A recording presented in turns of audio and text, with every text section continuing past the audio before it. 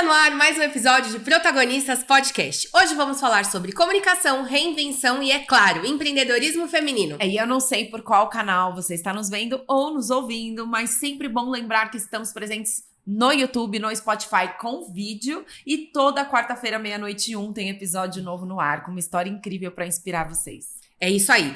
A entrevistada desse episódio dedicou anos de trabalho para ajudar pessoas como eu e você a saberem mais sobre saúde e agora transmite esse conhecimento para empresárias em forma de conselho. A nossa protagonista de hoje é Andréa Moraes!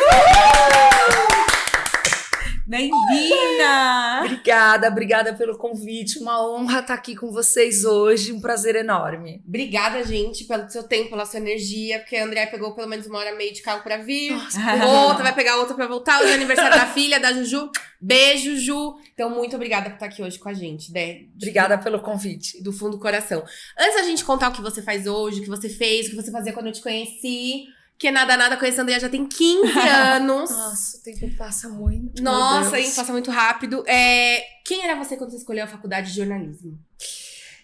Eu era uma jovem, super sonhadora, idealista, que queria contribuir com algum tipo de transformação no mundo.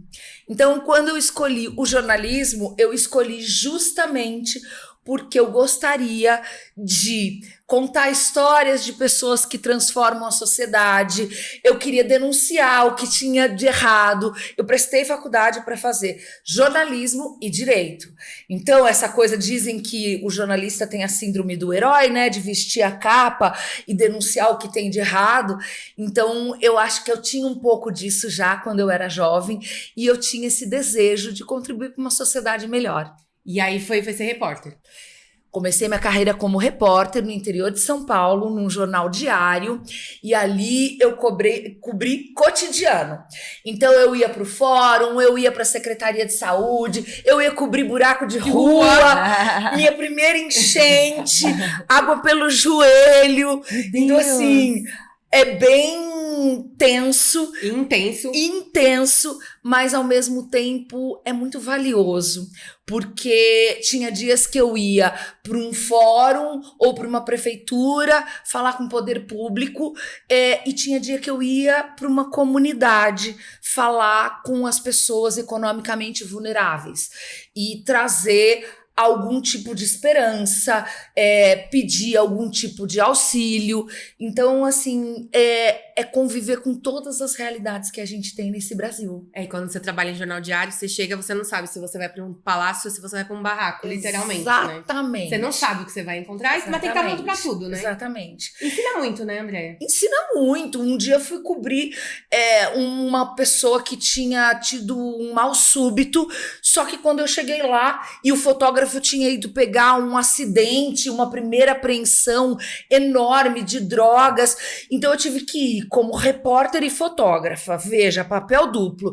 Cheguei lá, a pessoa tinha falecido em cima do telhado da casa. Meu Deus! Era uma pessoa que estava trabalhando, e aí eu tive que subir na escada com o corpo de bombeiro. E eu falava pro bombeiro, meu Deus, eu nunca subi num telhado. Será que eu não vou cair? Será que eu não vou quebrar a telha da casa? Só que quando eu cheguei lá, eu precisava fotografar, eu precisava capturar as informações para contar o que tinha acontecido. Então, assim, é uma aventura atrás da outra. Assim como a primeira vez aqui em São Paulo, que eu peguei uma rebelião no Cadeião de Pinheiros. E aí, os presos estão querendo que a imprensa entre para negociar. E aí, liguei pro meu editor, entro ou fico no Jornal de Pinheiros? Aí ele falou assim, não, para sua segurança, como a rebelião é no presídio masculino, é melhor que você faça a cobertura do lado de fora. Mas eu queria entrar. Putz, é porque a gente quer tudo, mas tem que se manter vivo pra falar o seguinte, né? Eu tinha também um sonho de fazer cobertura de guerra, imagina. Imagina, André. Então, assim, eu era essa sonhadora que queria contar pro mundo o que estava acontecendo e, de alguma maneira, contribuir para alguma solução, para uma sociedade melhor. E que horas que aconteceu a virada para assessoria de imprensa? Aí eu comecei a minha carreira no interior de São Paulo, porque eu fiz PUC Campinas. Aí eu vim para São Paulo, porque eu sou nascida aqui, paulistana, raiz. E aí eu falei, bom, agora eu vou direcionar minha carreira e vou fazer jornalismo em São Paulo. Aí comecei a cobrir feiras, cobrir APAS, tive a oportunidade de cobrir Abílio Diniz, imagina, Nossa, que legal. honra, né? Trabalhei um pouquinho em revistas sindicais, dos donos de postos de gasolina, trabalhei de tudo um pouco. Fiz Jornal do Brasil, extinto Jornal do Brasil. Nossa, grande JB, né? em todas as escolas de jornalismo. Enfim, fiz carnaval. E aí, num determinado momento, eu comecei a entrar para o universo da comunicação corporativa. E ali eu sempre falava assim, eu nunca vou fazer comunicação corporativa, não é a minha praia. Só que ali eu descobri um outro mundo. E me apaixonei, porque era um mundo com muito mais estratégia. E ali eu escolhi trabalhar com comunicação corporativa na área da saúde. Foi onde nós nos conhecemos. Mas foi uma escolha ou A foi saúde. algo que aconteceu, a área da saúde? Eu gostava muito, eu já tinha trabalhado, aqui em São Paulo eu já tinha trabalhado num jornal, numa rede de jornais de bairro grande, e aí eu tinha trabalhado com gastronomia, comportamento, ping-pong, com pessoas relevantes da sociedade, famosos, atores, atletas, enfim. E aí, quando eu entrei nessa agência, eles tinham várias áreas, eles eram setorizados. Tinha tecnologia, tinha alimentação e bebidas, tinha saúde, tinha corporate. E como eu tinha uma pegada muito forte em saúde, porque eu tinha coberto Secretaria de Saúde, Ministério da Saúde, etc e tal, eu me desempenhei muito bem.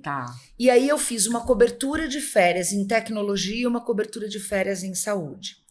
E aí surgiu a oportunidade de eu ficar, porque o cliente de saúde, que na época era um hospital, falou, nossa, eu adorei essa jornalista, ela é rápida, porque quem vem de redação faz 3, 4, 5 matérias no mesmo dia. Entrega isso por dia, né? Entrega aí esse volumão. E conta de hospital também era um volumão, porque tinha muita coisa acontecendo dentro do hospital. E aí eu recebi o convite para ficar. E ali eu fiz a minha carreira. Só para as pessoas entenderem, quanto tempo em redação você ficou até receber esse convite? Olha, eu fiquei uns 10 anos em redações. Muito tempo, né? Eu fiz rádio, fiz agência de notícia, no boom da internet eu fui para uma redação totalmente voltada à comunicação virtual, internet, em Alphaville, aí que era um guia de prestação de serviços para São Paulo, só não fiz TV. Eu sempre falei, eu não quero TV. Eu quero mas jornal, tivesse ido, ia ter detonado também. E aí fiz um pouquinho de cada coisa, peguei um pouquinho de rádio, um pouquinho de agência de notícia, até que eu entrei em comunicação corporativa. E ali abriu um outro mundo pra você e você desenvolveu outra carreira. Aí eu me apaixonei, porque tinha prevenção de crise, tinha cobertura de evento, tinha prestação de serviço, tinha estratégia. Só que assim, essa transição ela é complexa para quem vem de redação. Porque eu brincava com as minhas colegas que me ensinaram tudo, eu brincava, gente, vocês falam uma outra língua, né? Toolkit, press kit, fact sheet, gente, boilerplate. Eu falava, pra que tudo isso, né? Então, assim, eu brincava com elas, eu falava, vamos descomplicar, né? Porque no jornal a gente evita tudo isso. Tudo isso. Os termos, só pra gente ficar na mesma página. Andréia falou antes ping-pong. O que é ping-pong? Ping-pong é uma entrevista de perguntas e respostas em que você faz um texto de abertura apresentando o seu entrevistado e aí você põe na íntegra a pergunta e a resposta. A pergunta e a resposta. Você não estrutura uma reportagem. Esse é o ping-pong. O ping-pong mais famoso que a gente tem no Brasil, Páginas Amarelas Páginas da Veja. Amarelas da Veja. Tá. Exatamente. E aí Páginas você Vermelhas da Isto É, que agora voltou, né? Voltou virtual. Pô, saudade, né? Saudade. Não, e a gente tá falando de uma época que a gente tinha... o mercado era maior, Era maior. E você pegava a revista e você ficava ali com ela, você pegava o jornalão e olhava. Saía com a mão preta. Ia sair com a mão preta. E assim, quando eu conheci a Andréia fazendo assessoria pra saúde, olha, tem que ler a Cláudia Colucci. Eu chegava lá na redação e já procurava onde que tá. Aí você pegava, essa matéria da Cláudia. Essa matéria de saúde, não foi ela que escreveu. Será que ela tá de férias? O que aconteceu? Bom, mas essa pessoa aqui tá cobrindo a Cláudia. Aí você já marcava e você já anotava. Era uma relação mais física que a gente tinha com o trabalho. Exatamente. Pra quem não sabe o que é assessoria de imprensa, conta. Assessoria de imprensa é uma comunicação mais voltada para o universo corporativo, para empresas. E ali a gente entende a necessidade daquela companhia, a gente treina porta-vozes, a gente vê a missão, visão, valores, para ver se a narrativa do posicionamento institucional está coerente. A gente explica que ela não pode estar, antigamente, estampada na parede e hoje nos portais virtuais, né? Ela tem que ser replicada na prática, principalmente nos dias de hoje, onde a gente tem a questão do consumidor cada vez mais exigente, do público final cada vez mais cobrando uma postura transparente.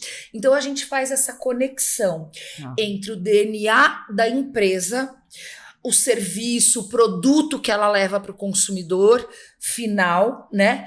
E os desejos do consumidor. A gente conecta a marca com o seu público final. É uma comunicação voltada muito para prestação de serviços, posicionamento de marcas e comunicação de tudo que acontece dentro de uma empresa. E aí a gente usa a ferramenta da imprensa. Então, muitas vezes, né? Como que uma pessoa vai parar nas páginas amarelas da Veja? Não é assim, o jornalista fala, ai, nossa, eu quero estar no Jornal Nacional. Antigamente eles queriam todos ir no jogo. Eu quero estar no show. Consegui levar 2 clientes no jogo. Foi uma glória. Foi uma glória.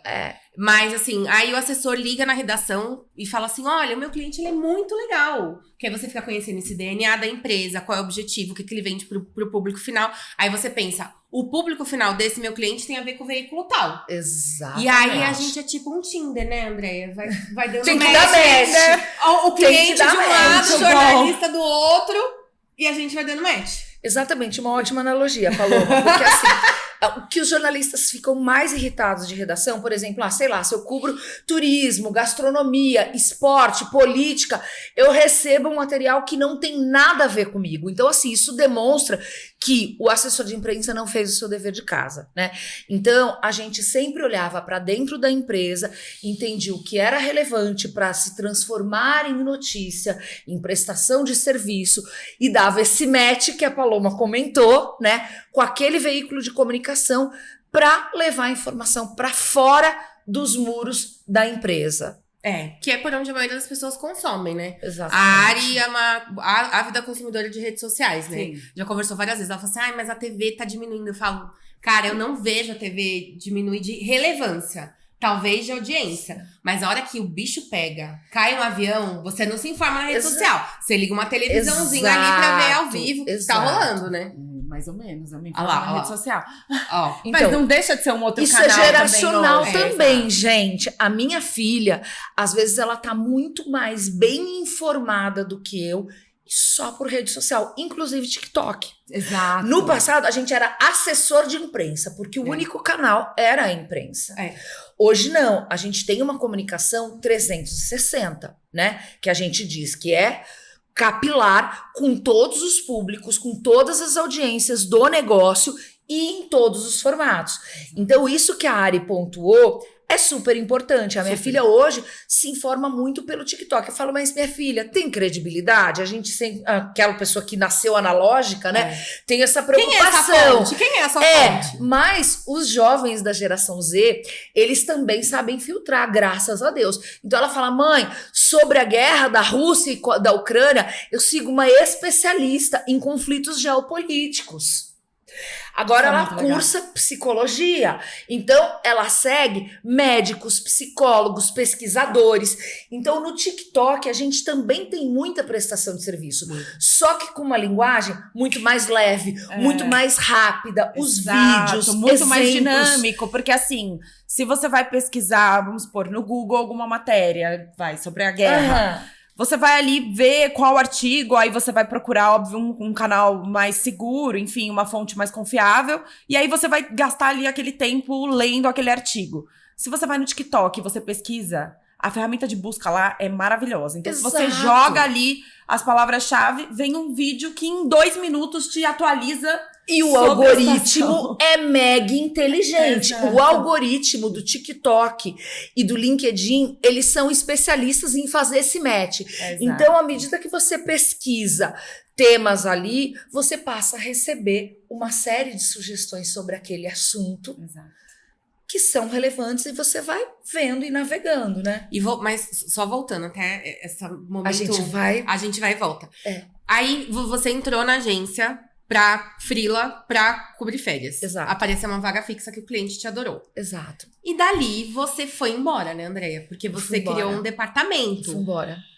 Eu criei 2 departamentos então, na minha jornada. Quando eu te conheci, eu entrei pra trabalhar com você no seu departamento de saúde. Aham. E aí, quando eu entrei e eu entendi o tamanho da conta, sei lá, a gente trabalhava umas 12 pessoas ali, tranquilamente. Sim. E aí, a Andréia meio que fazia um freela dentro da própria agência, porque ela tava abrindo um núcleo de media training. Exato. Pra clientes que não eram de saúde. Eu lembro que o primeiro foi uma loucura, foi um banco. Que eu não vou falar que tinha qual foi. feito fusão e aquisição.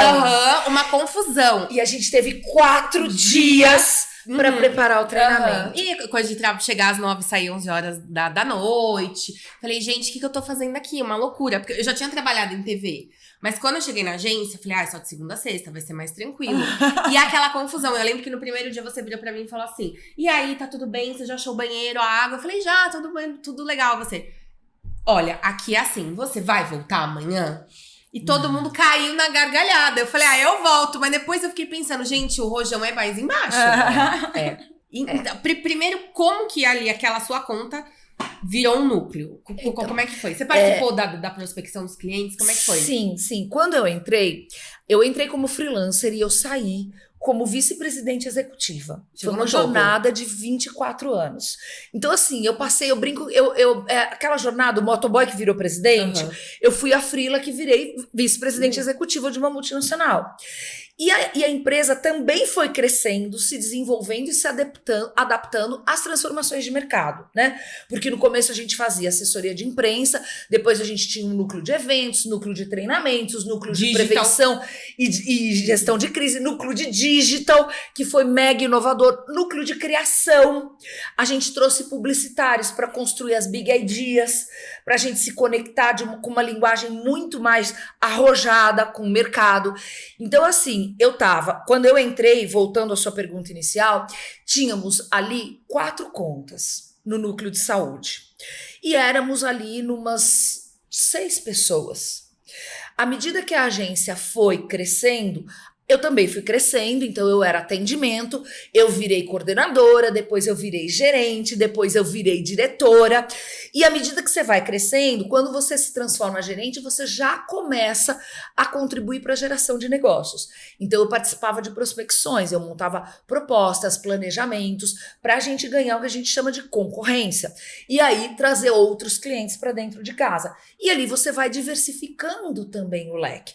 No começo eu atendia o hospital, depois eu passei a atender indústrias farmacêuticas, depois eu passei a atender entidades correlatas, sociedades médicas, associações de pacientes, parcerias, né, congressos. Então você começa a adquirir um repertório muito mais amplo naquela indústria que você tem. E como a gente era segmentado por setores, a gente começa a adquirir todo um vocabulário, uma linguagem e começa a ter um trabalho orgânico 360, porque você começa a conhecer todos os públicos do negócio de saúde, do paciente ao profissional médico, passando por hospitais, passando por universidades, por centros de pesquisa. Indústria farmacêutica. Indústria farmacêutica, exatamente.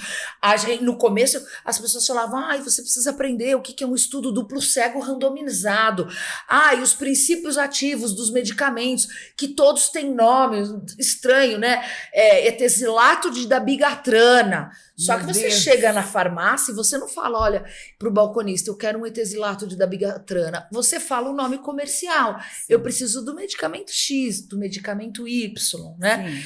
Mas a gente precisa aprender tudo isso para desenhar estratégias de comunicação e decodificar essa linguagem e esses nomes complexos para o público final, para que as pessoas compreendam, né? Então a gente tem aula, por exemplo, a gente teve aula, eu lembro que tinha algumas aulas que me marcaram muito.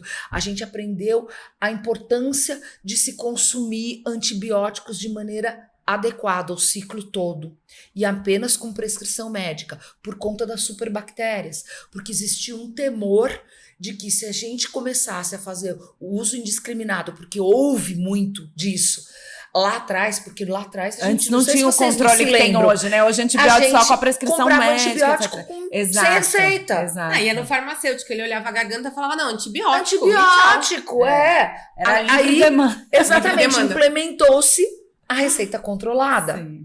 Então, por quê? Por conta das superbactérias. E aí, a hora que a gente teve uma aula de superbactérias, eu falei, meu Deus, o mundo vai acabar. A gente precisa comunicar correndo para as pessoas pararem de tomar antibiótico de maneira aleatória, para qualquer dor aqui ou ali. Tem que tomar antibiótico com acompanhamento médico, com prescrição, e tomar o ciclo todo. Não é porque você melhorou, porque os antibióticos são super potentes, a partir de 72 horas, às vezes você melhora, você abandona o tratamento, porque o seu corpo, ele começa a adquirir resistência. E vai chegar uma hora que a gente não vai ter antibiótico para tratar as pessoas. Sim. Então, eu participei de todo esse processo da importância de comunicar. Então a gente comunicava pela indústria farmacêutica, pelos hospitais, em toda e qualquer oportunidade. É o que a gente chama de prestação de serviço para a sociedade. E falando da sua carreira, assim, do lugar que você chegou, o que você considera que foram seus diferenciais, seja em formato de trabalho ou de entrega, que te fizeram chegar onde você chegou? AVP.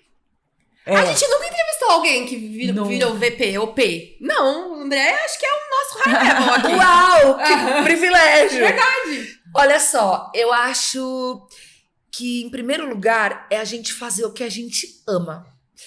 Eu brinco que, assim, se eu tivesse uma outra vida, eu me apaixonei tanto por saúde, que eu faria alguma coisa na área da saúde, mas certamente eu também seria uma comunicadora. Se eu fosse médica, eu queria ser uma médica que tivesse ali todos os canais possíveis para fazer alertas, prestação de serviço para a população, porque saúde pública é algo muito importante. Então, sim, assim, eu acho que o que me fez crescer foi manter muito foco. Eu sou uma pessoa que eu sempre fui muito caprichosa. Nós somos em 3 filhas, eu sou a caçula de 3 filhas. E a minha mãe fala que eu sempre tive muito capricho. Eu gostava de arrumar o meu armário, a casa, o meu quarto. Eu mudava as coisas de lugar o tempo todo. Então eu tenho uma inquietação. O meu quarto sempre teve os enfeites, as camas, as peças, os móveis mudando de lugar, porque eu tinha essa inquietação de querer algo novo o tempo todo, descobrir novos caminhos, a paixão pelo que eu sempre fiz e muito a entrega de resultados. Fazer por fazer nunca foi a minha praia. Quando eu assumi essa área de treinamentos, a minha líder, a minha vice-presidente, eu era gerente nessa época, ela falou assim: Dedé, é o seguinte, a gente precisa expandir. Eu sei que você adora crise, que você adora treinamento, e eu quero saber, você quer assumir crise ou treinamento? Eu falei, eu quero os dois. Ela falou, não, você não tá entendendo, você não vai sair da saúde. Pensa e volta. Aí eu falei, fiquei arrasada, como assim? Aí eu voltei pra casa, contei pro meu marido, e meu marido me ajudou a tomar uma das melhores decisões da minha vida. Eu falei, amor, eu tenho uma possibilidade de crescer e de ajudar a construir uma área na agência. Mas a minha líder falou, olha, você quer crise ou treinamento? E eu quero as duas coisas, eu sou apaixonada pelas duas coisas. Ele falou, Dé, mas veja bem, em saúde você já faz a gestão de crises, e crise não tem hora, e você já trabalha pra caramba. Então, assim, pega treinamento, porque é uma área totalmente nova, você vai seguir na saúde que você adora, e você vai seguir fazendo gestão e prevenção de crise dos seus clientes. Falei, nossa, você foi maravilhoso. Beijo, Eugênio. Grande fotógrafo. Ele me ajudou a decidir. Então eu acho que o que me levou à posição que eu efetivamente cheguei foi paixão, foco, inquietação por fazer algo novo o tempo todo. Eu adorei criar produtos. Por exemplo, quando eu entrei na área de treinamentos, a gente fazia mídia e crisis training, tudo em inglês, gente. É treinamento de mídia e treinamento de gestão e prevenção de crise, para ensinar as empresas a falarem com a imprensa e para ensinar as empresas a gerirem uma crise ou se protegerem, prevenir uma crise. Eu entrei, 2 produtos. Eu saí, tinha mais de 20 produtos. Caramba, eu fui Andréia. criando outros treinamentos. Criei treinamento de conduta, porque todo mundo entra nas empresas, assina um monte de papel sobre conduta, mas quem disse que as pessoas assimilam? Não, tanto que hoje a gente tem uma série de crises a partir do comportamental das pessoas, da postura, da conduta das pessoas. Então você precisa ter match também onde você trabalha, né? Os seus valores precisam ser convergentes aos valores da empresa, para que a sua conduta siga em linha com o que a empresa espera dos seus colaboradores. Eu vou falar uma coisa. Eu fui da equipe da Andréia, eu era da base da pirâmide, eu era assistente. E de tudo que ela falou, eu acho que é tudo verdade. Mas tem uma coisa que a gente tá vendo aqui na entrevista que ela sempre teve, que foi a energia. Muito. A Andréia saía, a Andréia ela tá em reunião, que vai ter uma concorrência, não sei o que lá. Aí ficava aquela energia, entrou um problema aqui, entrou outro problema aqui. Como a gente vai fazer? Vamos esperar a Andréia chegar. Aí a Andréia chegava, um furacão. E aí, gente, o que tá acontecendo? É que tal release não tá saindo tanto, a gente não conseguiu o resultado. Vamos bater o bumbo agora, fulano. O que é bater o bumbo? Cara, agir. Bora. Vamos conversar com o mercado, vamos ativar os contatos. Vamos ativar os contatos. Era basicamente, não, vamos bater o bumbo. Mas como que o fulano não comprou essa pauta? Vocês conseguiram falar com ele? Não, o Beltrano lá do outro departamento é amigo dele. Vai lá e pega o telefone. Não, vamos fazer e tal. Eu acho que essa energia, quando ela chegava, ela dava uma energizada na gente. E isso é dela. Eu acho que é uma coisa que não se aprende a ser assim. Então, que ela poderia ter sido muito mal interpretada, porque geralmente as pessoas...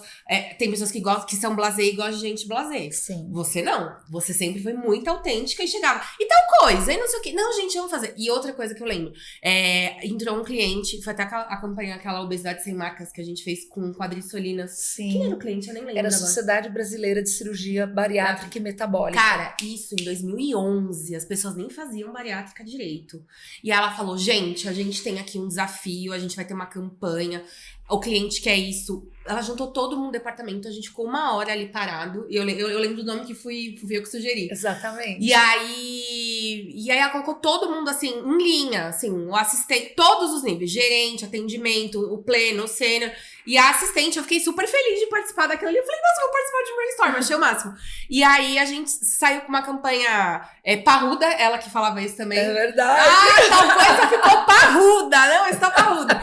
E aí a gente saiu e ganhou um prêmio, sabe? Então Ganhamos prêmios nacionais e internacionais com essa campanha. Uau. Então eu acho que mas eu acho que a energia é fundamental, André. Eu não sei se você enxerga, porque você é assim o tempo todo. Uhum. Já fui na sua casa você é assim também. Então, mas a energia faz muita diferença. Eu acho que quando você lidera, tem que ser isso. Porque a biruta, né, tipo, a bússola da equipe tá na sua mão. Sim. E o fator humano é essencial, né? Eu sempre tive essa energia mesmo, uma coisa de personalidade. Eu tive um líder que falava que eu era uma força da natureza.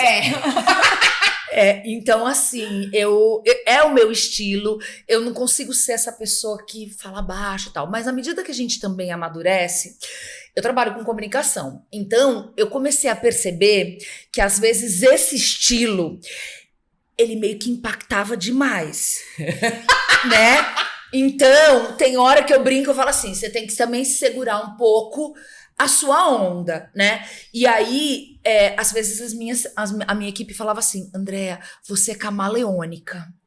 Porque eu aprendi a modular. Então, por exemplo, eu trabalhei anos para uma empresa da indústria oriental, da indústria japonesa. E o hábito oriental é completamente diferente, né? Eu dei 4 treinamentos em japonês, ok? Ah, você fala japonês? Juro. Mas Não, eu não falo japonês. Mas como você fez? Vou contar essa história. Conta, Uma das melhores conta. da minha jornada, assim. Eu amo essa história. Eu aprendi um bocado. Eu trabalhei por mais de 8 anos numa agência japonesa por 2 anos. Depois eu saí, segui, fidelizei o cliente, eu virei freela e aí no mercado eu passei atendendo mais 4 anos essa empresa e quando eu fui para a agência, a gente atendeu por mais 4 anos essa mesma empresa japonesa, uma empresa de alimentos. E aí na agência a gente começou a treinar o nível gerencial, a liderança, os diretores brasileiros, até que um dia a cliente virou e falou assim: Andréa, agora eu tenho um novo desafio. Já treinamos todas as camadas de liderança, a liderança das fábricas, tudo. Agora a gente vai treinar o board.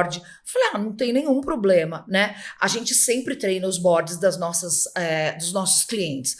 Me fala o perfil do board, que tipo de mensagens a gente precisa passar, qual é o tipo de necessidade de comunicação que eles têm para que a gente possa customizar o conteúdo. Ela falou assim, você não tá entendendo.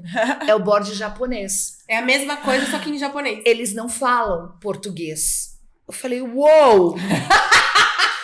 Aí eu pensei, vamos pro treinamento em inglês. Aí eu falei assim, olha, e por ser o japonês e a pronúncia do japonês, o né? Então, caíram muitas fichas. Por exemplo, eles não falavam Andrea, eles falavam Andrea.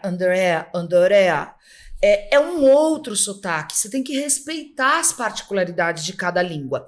E aí ela falou, olha, o inglês deles também é complexo, então a gente precisa pensar num outro caminho. Eu saí dali transtornada.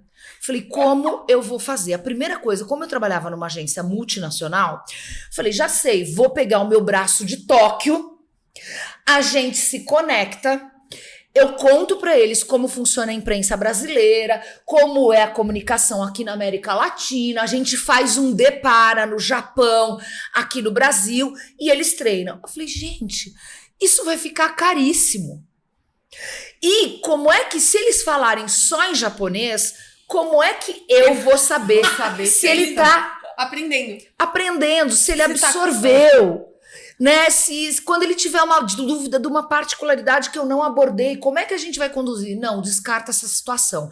Vamos começar só interagindo com a agência no Japão e aí a gente entende as particularidades de cada mercado. Quando eu me deparei com aquele universo onde até a comunicação corporativa no Japão era tão diferente, falei, gente, parem as rotativas. A gente vai precisar de um jornalista brasileiro que tenha vivido no Japão e que possa ser nosso parceiro. Uma agulha no palheiro. Eu passei quase 60 dias ativando todos os contatos para entender quem aqui no Brasil tinha sido correspondente em Tóquio, no interior, enfim, do Japão, para poder mapear quem já estava de volta no Brasil e que dessem palestras e tal.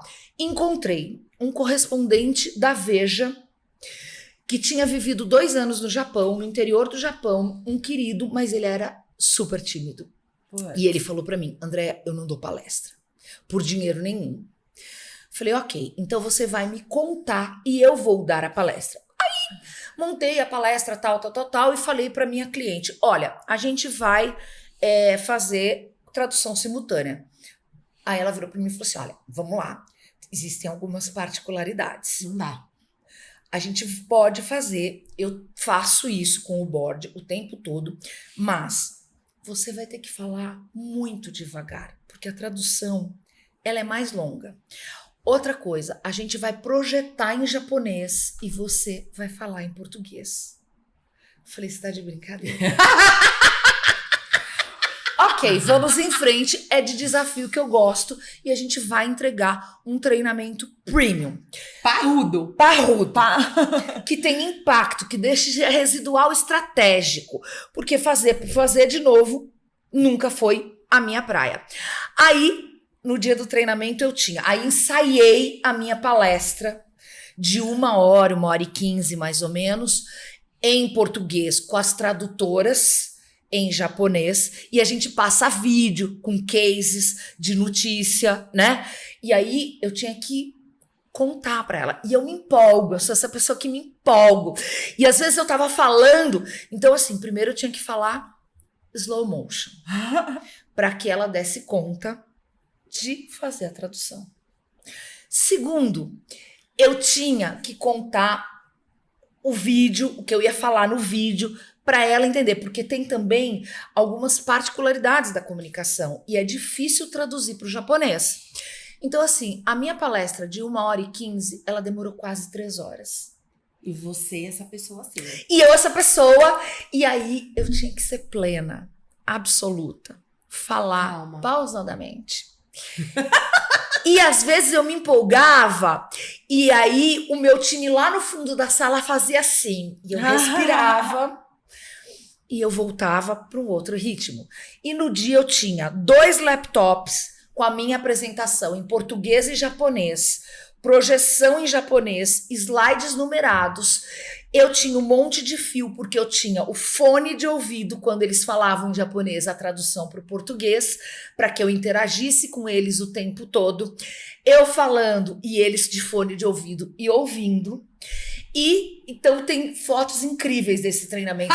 Eu ali com a projeção em japonês falando, se eu tiver que pedir que vocês memorizem algo, esse slide é o mais importante. Porque e tudo em japonês e eu falando. Então assim, foi uma experiência incrível. Deu super certo. Aí a gente contratou intérpretes para as entrevistas, porque tem a parte teórica e a parte prática.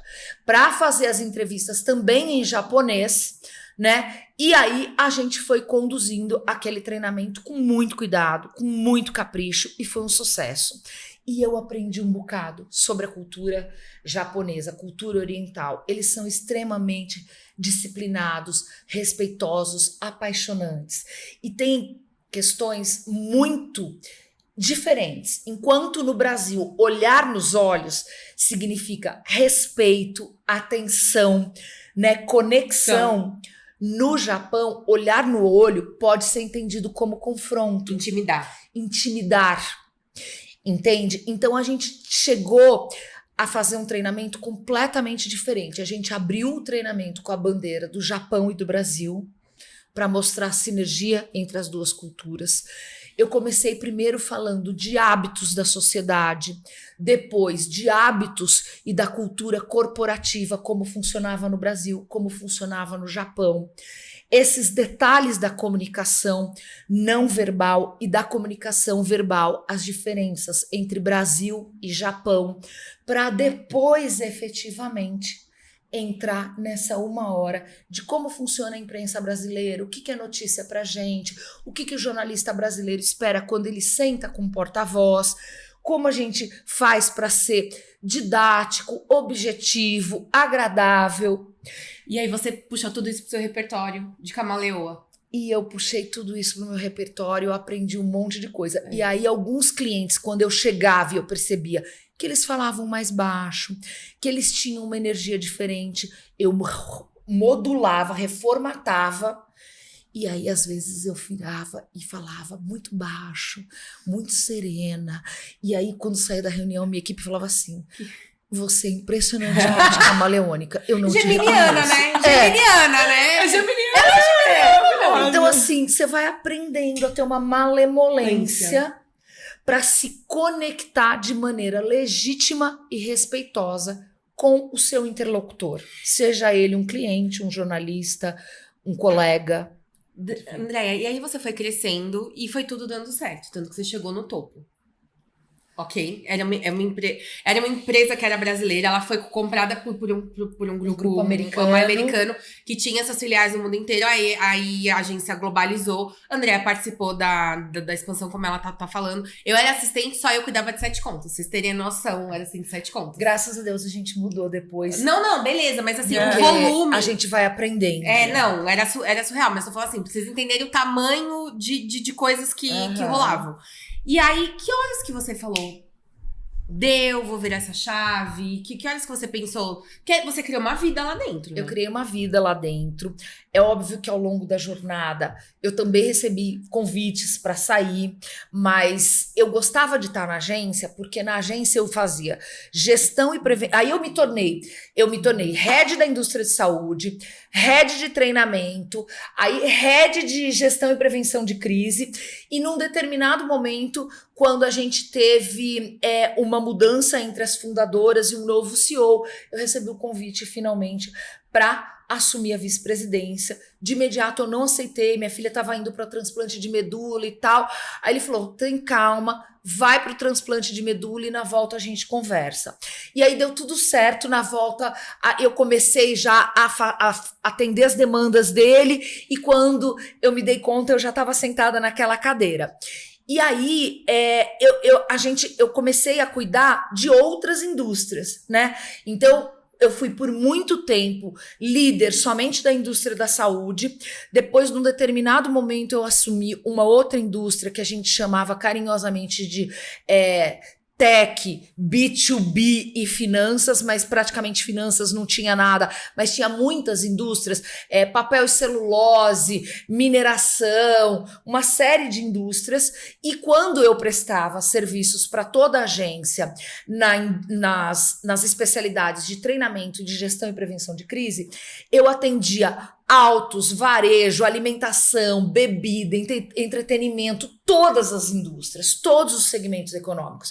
Isso me deu um background muito grande, sem sair da saúde, que era a minha grande paixão. Saúde era ali, né?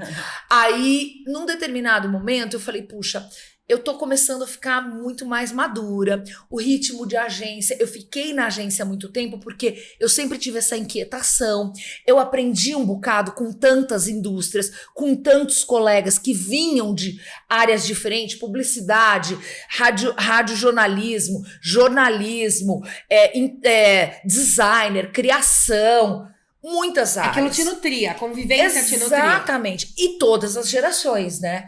Porque de uns anos pra cá a gente convive com todas as gerações, né? O mercado, graças a Deus, é super plural. E na comunicação ele é bastante plural. Desde os jovens que eu brincava, que eram da idade da minha filha, até os mais maduros, como eu, ou mais velhos do que eu. E ali eu comecei a perceber, só que chega uma hora também que você fala, puxa, eu vou fazer isso a vida inteira? Eu comecei a olhar para o mercado, eu comecei a ver também que a agência estava passando por uma grande reestruturação globalmente, e eu falei, bom, vai chegar uma hora que ou eu vou sair, ou talvez eu não tenha mais espaço nesse movimento de reestruturação, que é muito natural nas empresas, no universo corporativo. Então eu comecei a olhar para o universo de conselhos, comecei a olhar para outras tendências e eu fui sempre muito estudiosa. Então, para fazer um treinamento, é isso que eu contei do treinamento do japonês. Eu vou treinar a cultura, o segmento, as particularidades daquela empresa, os concorrentes. Eu não vou simplesmente pegar uma palestra pré-pronta, mudo o nome do cliente e dou. Eu vou estudar aquilo. E na comunicação a mesma coisa. Vieram as redes sociais, a internet.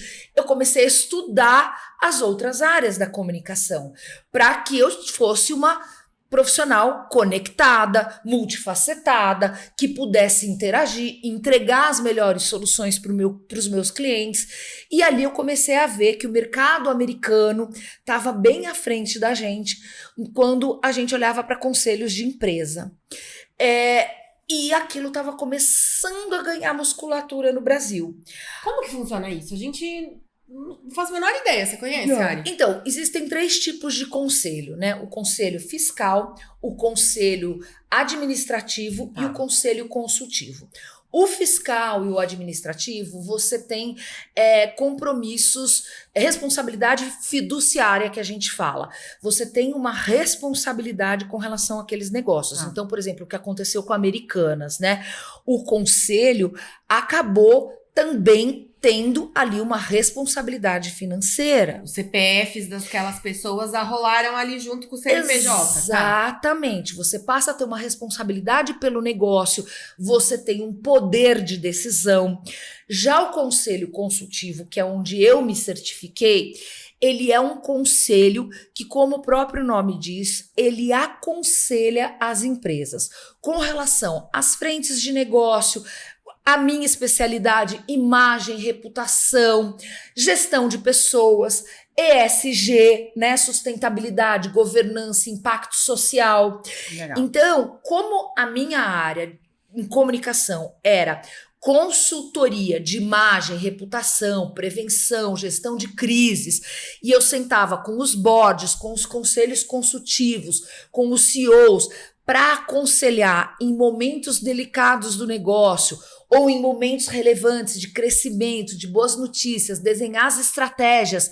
E muitas vezes não, sempre a comunicação ela tem que ser sinérgica à estratégia do negócio para que ela traga um impacto tangível, porque lá atrás, há muitos anos, falava-se que comunicação não trazia impacto para o negócio, era meio que adorno. E aí, à medida que a comunicação amadureceu, a gente percebeu que ela sim trazia o impacto pro negócio. Então, o que acontece? O conselho, ele é um colegiado de profissionais especializados em finanças, em marketing, sustentabilidade, em impacto social, em gestão de pessoas. É um colegiado multidisciplinar que vai olhar para aquele negócio, na entranha do negócio, e vai olhar para o futuro daquele negócio, vai levar as tendências, vai levar para onde vai nortear para onde aquele negócio pode evoluir, como aquele negócio pode crescer, como aquele negócio pode se tornar sustentável, perene, longevo. Traz um olhar de fora. Traz um olhar de fora. Rapidinho, vocês viram que a Ari saiu, né? Agora ela vai voltar. Voltando. Vamos lá. Rapidinho, gente. Voltei. Cara, e aí você começou a ver que toda essa sua bagagem que você acumulou, e assim, você tinha experiência dentro da agência, mas o seu cliente também eram pessoas de corporações. Exato. E a agência tem um papel fundamental quando o cliente deixa, não é todo cliente que deixa, de ir aconselhando. Sim. E dando essa letra, vai por aqui, vai por ali, pra você é melhor. Exatamente. Tipo assim, a gente tem esse papel de ver a jogada umas 3 casas pra frente. Exato. Ver o antecipar jogo, os 3 riscos. rodadas, antecipar o que vai acontecer. E aí você viu que, se tiver uma reestruturação aqui, talvez ali eu tenha um mercado e para contribuir muito e com várias empresas ao mesmo tempo. Exatamente. E paga o Pix pra você dar conselho, né? É uma atividade remunerada. Ah, eu gostei! Né? Nossa, você que dá conselho pros outros de graça que ninguém te pediu, vai estudar. Porque a Andrea ia falar assim, eu me certifiquei. Eu me certifiquei. E é o que a Vanessa queria fazer, não é? Uma outra entrevistada que nós tivemos. Veio uma menina aqui, a Vanessa Gotardo, de uma empresa familiar. Aham. E aí, o pai dela faleceu, aí ela e os irmãos sanearam a empresa, tiraram isso, deixaram a empresa bonitinha pra ser vendida e eles venderam. Aham. E aí ela sentou aqui e falou assim, mas agora eu não sei o que eu faço. Falei, mas daí rapidinho você vai alguma coisa fazer. Ela falou assim, eu tô pensando em participar de conselhos.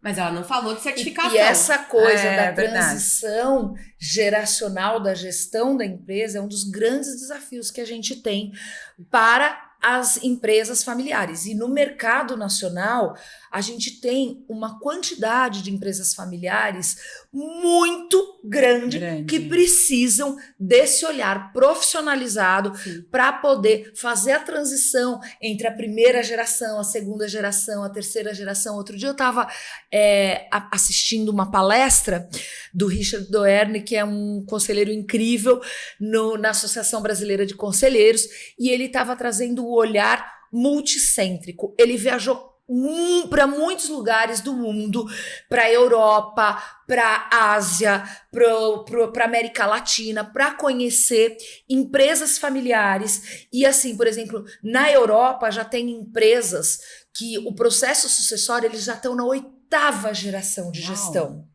E aqui no Brasil, com essa economia instável, com uma série de questões culturais, muitas vezes as empresas morrem antes de chegar na 3ª geração. Não, e é engraçado, porque até a Vanessa trouxe, vou até linkar o episódio da Vanessa no episódio da Andrea, que é assim, o fundador, o pai dela falava, não, mas eu sempre fiz assim, por que vocês querem fazer diferente? Então. Ele falava pros filhos, quando você paga um conselheiro, alguém do mercado, mas eu acho que tem outro valor quando vem um conselheiro. Sim. Porque aí você tá e pagando... ajuda a mediar também, né? Além de ser outra. além de ser algo... perdi a palavra. Isento. Exato. Isento, Isento, Isento. tem a isenção. Exato. Não, e ajuda assim, a trazer um e outro aí olhar. vem um profissional de mercado, que aquela pessoa que fundou respeita. Tipo assim, enquanto eu tava focado só no meu, você passou 10 anos de redação, você ficou 24 Exato. anos numa agência. Então você tava trabalhando. Ele olha pro filho e fala assim: meu querido, tô pagando suas contas até outro dia. O que você tá querendo falar aqui? Eu acho que tem uma outra visão. E esses profissionais que vêm de mercado, que não ficaram 100% do tempo e da energia só resolvendo os problemas daquela empresa, devem injetar, assim, vitamina na veia da empresa, né? Isso nos dá uma elasticidade, um repertório muito grande. Sim. Mas diferente do que as pessoas às vezes imaginam, para você ser conselheiro, você precisa ter muito repertório, você precisa estudar muito, você precisa ter um certificado, né? Existem diferenças. Tem o IBGC, que é o Instituto Brasileiro de Governança. Você precisa entender de governança de negócios. Você precisa entender de todas as classes. Por exemplo, eu brinco, né? Eu fui para a área de humanas. Eu sou péssima de finanças, mas eu tive que aprender. Eu tenho que pegar um balanço de uma empresa e eu tenho que saber olhar. Aquela empresa está no vermelho, aquela empresa está no azul. A gente tem algum risco financeiro aqui? Eu não sou a especialista, mas eu preciso entender. Eu preciso minimamente olhar para aquilo e compreender para fazer recomendações ali dentro do colegiado e discutir com os demais conselheiros para onde está indo aquela empresa, se ela está num risco financeiro ou não. E aí eu pulei a parte que ela sai da agência e vai virar só conselheira. Como que foi? Então, mais ou menos. Hoje eu digo que eu tenho uma carreira, eu tenho uma multicarreira. Tá. É multifacetada. Eu estou no início da minha jornada Mas antes como disso, conselheira. Como foi resolver sair da agência? Então, Você acabou um casamento ali. Acabei um casamento, a agência passou por uma série de transformações e nessas transformações a posição de vice-presidência deixou de existir. Então foi algo que foi uma consequência do amadurecimento da agência, uma remodulação. E eu já estava olhando, eu já estava inscrita, eu já tinha conversado com o meu CEO. Falei, olha, eu estou pensando em fazer um curso de conselheira. Tudo bem, não tem conflito de interesse. Eu sempre tive muito esse cuidado, né? De ser transparente onde eu estava atuando. Nunca atuei para nenhum outro local enquanto eu estive dentro da agência, apenas para os clientes da agência, dedicação integral à agência. E quando eu resolvi estudar, falei, olha, estou fazendo um curso de conselhos. E aí, quando a coisa aconteceu, que foi um movimento orgânico global, que eu já vi acontecendo em outros mercados, quando aconteceu aqui no Brasil, eu meio que estava preparada, não foi uma novidade para mim. E aí foi quando eu falei, bom, e agora? Eu ainda volto, eu tive essa dúvida, eu ainda volto para o mercado? Eu tento me recolocar agora numa empresa, ou eu vou seguir carreira solo, ou eu vou imergir no universo de conselhos. O que eu vou fazer? Então, eu parei, refleti, conversei com muita gente, homens, mulheres, que estavam ingressando no universo de conselho, que estavam redirecionando, que estavam em transição de carreira. E quando eu estava quase contratando uma empresa de replacement para eu me recolocar no mercado, eu me encontrei com duas mulheres maravilhosas numa rede de mulheres executivas que eu faço parte, que se chama Ângelos, que tem como propósito acelerar a carreira de mulheres para a liderança feminina. As duas viraram para mim e falaram assim, mas você tem um perfil muito forte de seguir carreira solo. Por que você não tenta?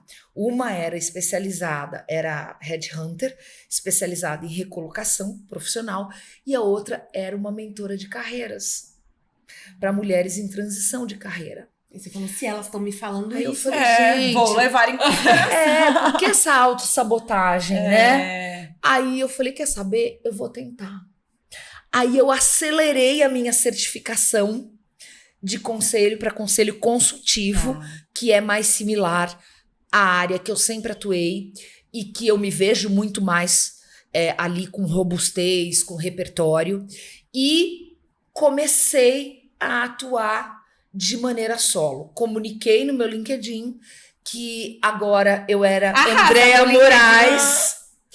e não mais a agência que eu trabalhava. E aí eu me surpreendi, porque a gente também não bota tanta fé. A gente tem muitos temores. E a hora que eu comuniquei, eu recebi, gente. Foi assim um momento mágico na minha vida, porque eu também tava meio baixo astral, né? Porque eu tinha Insegura, né? Porque a gente fica com insegura, insegurança. transição Gente, de 24 anos carreira. da vida inteira, né? Aí eu tava meio que ali, e agora? Será que vai dar certo? Será que não? Como é que as pessoas vão me ver, né? E algumas pessoas falavam assim, nossa, eu não vejo a agência sem você, você sem a agência. Meu Deus, como que vai ser? Clientes me ligando quando foram comunicados pela agência.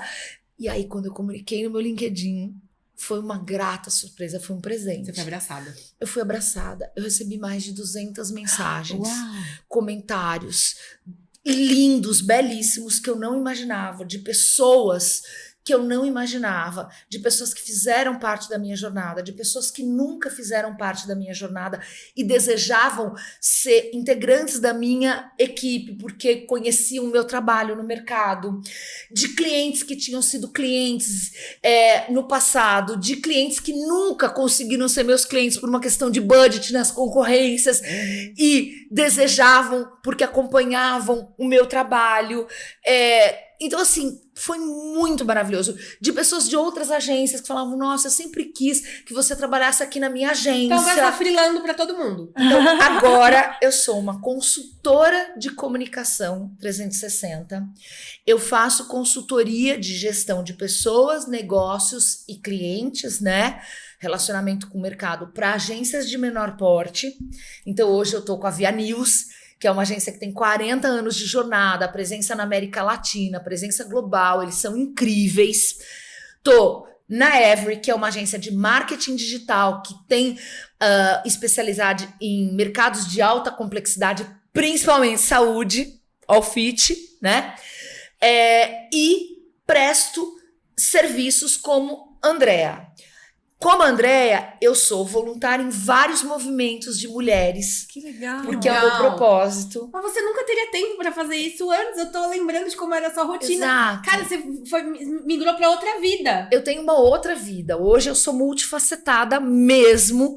E eu uso essa energia para impactar a jornada de outras mulheres em alguns braços voluntários. Então eu sou voluntária num projeto belíssimo que se chama Guarda-Roupa Social, com a Geórgia, com a Júlia e com a Cíntia, 3 mulheres absolutamente inspiradoras, e elas auxiliam mulheres economicamente vulneráveis para que elas ingressem no mercado de trabalho de maneira empoderada, porque a mulher sofre muito na jornada. E aí elas montam um guarda-roupa social. Pra elas irem em entrevista. Exato. E aí elas recebem consultoria. Elas recebem consultoria de postura, de imagem, de reputação.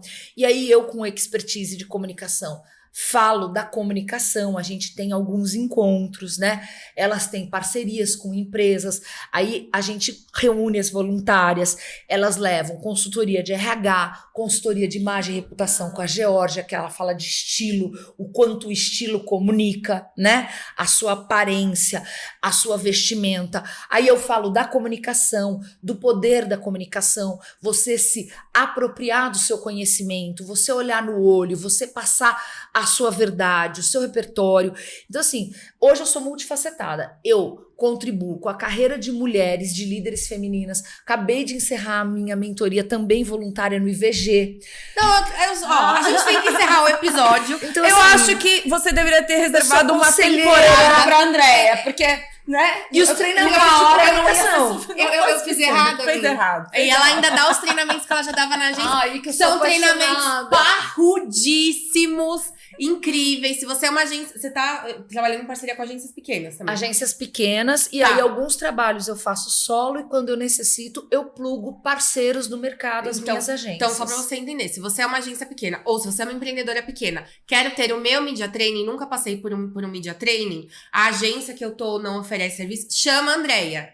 Você vai Me ser chama que muito eu vou feliz. adorar. Tá? E a gente tem que encerrar o episódio. A gente tem que encerrar, mas assim, que energia. Ela me deu uma bronca, porque ela falou, tipo, você tinha que ter reservado a Andrea pra uma temporada inteira. As temporadas que a gente faz são 4 episódios. Renderia. Renderia, com certeza. Com certeza renderia. A gente tem que encerrar. Exato, mas assim, a Paloma já te conhece há muitos anos, eu conhecendo agora, mas já assim, falei pra encantada você, pela sua história. Assim, uma energia realmente incrível. Eu tenho certeza que quem tá em casa também tá sentindo isso, né? E é muito legal como você fala com paixão, assim, né, das coisas que você faz. E é isso, pra finalizar, a gente vai pedir pra você deixar um recado pras nossas protagonistas na sua câmera, que é aquela ali. Bem, primeiro, obrigada por essa oportunidade. Estou super feliz de estar aqui com a querida Paloma, conhecendo a Ari e, assim, num programa voltado para mulheres, né? Que se conecta também com o meu propósito. Então, assim, a minha mensagem é: mulheres, não se auto-sabotem. Sejam vocês mesmos, sentem nas suas cadeiras, usem e abusem do repertório que vocês têm, do conhecimento que vocês têm, porque a gente se prepara muito para ganhar o nosso território no mercado e para a gente aportar conhecimento e inteligência feminina. Isso traz inovação, isso traz resultados concretos, pesquisas de muitos institutos ao redor do mundo comprovam isso não é a Andrea que está falando. Então, assim, mulheres, vamos protagonizar, porque a gente tem background para isso. Vambora! Uhul! Muito bom. Como as pessoas te acham nas redes sociais? Meu LinkedIn, Andrea.Moraes, né? Eu ainda não tenho um site, eu ainda não tenho um Instagram profissional, mas o meu LinkedIn é o meu ponto ali de contato. Sou uma pessoa conectada quase 24 horas, porque a pessoa é apaixonada por tudo que faz. Então, meu LinkedIn é a porta de entrada pra gente conversar, pessoal. Então, Andrea ótimo. Moraes. Se conecta, manda convite, ela aceita. Obrigada, gente. Obrigada a você, André. Bom, esse episódio é um oferecimento Hubcon, que tem estrutura completa com equipamentos de ponta em múltiplos cenários dinâmicos. Na Hubcon, você conta com serviços de criação publicitária, assessoria de imprensa, produção audiovisual, eles que são responsáveis pela produção e qualidade do nosso podcast. Então, tira o seu projeto do papel e fale com a Hubcon. É isso aí. Se você chegou até aqui, não deixe de seguir protagonistas.podcast no Instagram, nossa principal rede social. Várias mulheres que mandaram direct já vieram aqui parar nessa mesa. Várias perguntas da caixinha já vieram pros nossos roteiros. Então, não deixe de interagir. Tá no Spotify vendo episódio? Segue. Tá no YouTube? Se inscreve. Dá joinha. Seu dedo não vai cair, sua unha não vai lascar, eu juro. Você vem semana que vem, Ari? Com certeza. Então, a gente se vê semana que vem. Beijo! Este episódio é um oferecimento Hubcon, estrutura completa de foto e vídeo para o seu negócio ser visto e lembrado.